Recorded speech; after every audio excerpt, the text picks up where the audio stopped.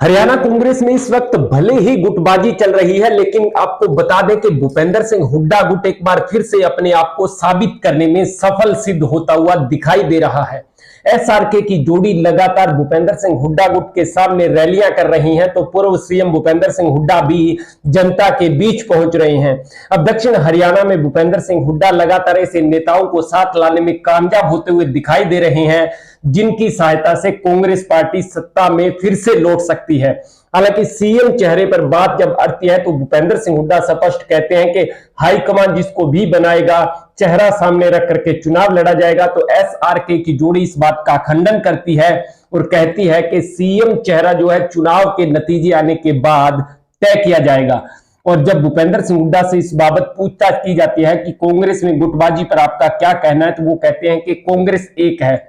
लेकिन अब जिस प्रकार से कुमारी शैलजा किरण चौधरी और रणदीप सिंह सुरजेवाला की अन्य राज्यों में जो ड्यूटियां लगाई जा रही हैं, उसके हिसाब से कहीं ना कहीं ऐसा लगता है कि एक बार फिर से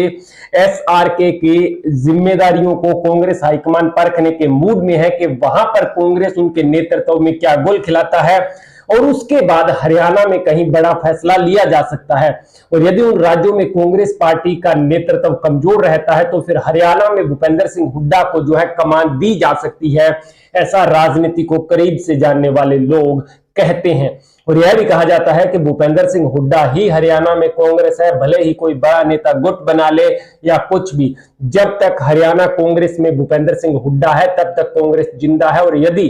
कांग्रेस ने कोई गलत फैसला लिया तो फिर भूपेंद्र सिंह हुड्डा अपना सही फैसला लेने में वक्त नहीं लगाएंगे, ऐसा उनके समर्थक लगातार मानते हैं। अब चुनाव जैसे जैसे नजदीक आता जा रहा है, कांग्रेस की परेशानियां बढ़ने की बजाय धीरे धीरे कम होती हुई नजर आ रही हैं, क्योंकि जिस प्रकार से एसआरके गुट भी कांग्रेस पार्टी को मजबूत करने में लगा हुआ है, भूपेंद्र सिंह हुड्डा गुट कांग्रेस पार्टी को मजबूत कर रहा है। अब एक बात तो तय है कि भाजपा के बाद कांग्रेस पार्टी खुद को एकजुट करने का प्रयास कर रही है। सफलता कितनी मिलेगी चुनाव के नतीजे आने के बाद तय होगा, लेकिन टिकट वितरण में अहम रोल किसका रहने वाला है, इसको लेकर के भी प्रदेश प्रभारी दीपक बाबरिया ने सभी नेताओं और बहुत सी ऐसी जगह जहां लोकल नेताओं से बातचीत करने के बाद रिपोर्ट बना करके हाईकमान को भेज दी है। अब तय हाईकमान ने करना है कि क्या फैसला लिया जाएगा, किसके नेतृत्व में चुनाव लड़ा जाएगा। मैं तो कांग्रेस इस वक्त भूपेंद्र सिंह हुड्डा को खोना चाहती है और ना ही एसआरके की जोड़ी को। इससे पहले कांग्रेस कई वरिष्ठ नेताओं को खो चुके हैं, चाहे कुलदीप बिश्नोई है, अशोक तंवर जैसे सरीखे नेता पार्टी छोड़ करके चले गए हैं। लेकिन अब भूपेंद्र सिंह हुड्डा लगातार फिर से जोड़ने का प्रयास भी कर रहे हैं। और इंडिया गठबंधन में कांग्रेस पार्टी के शामिल होने के बाद एक बड़ा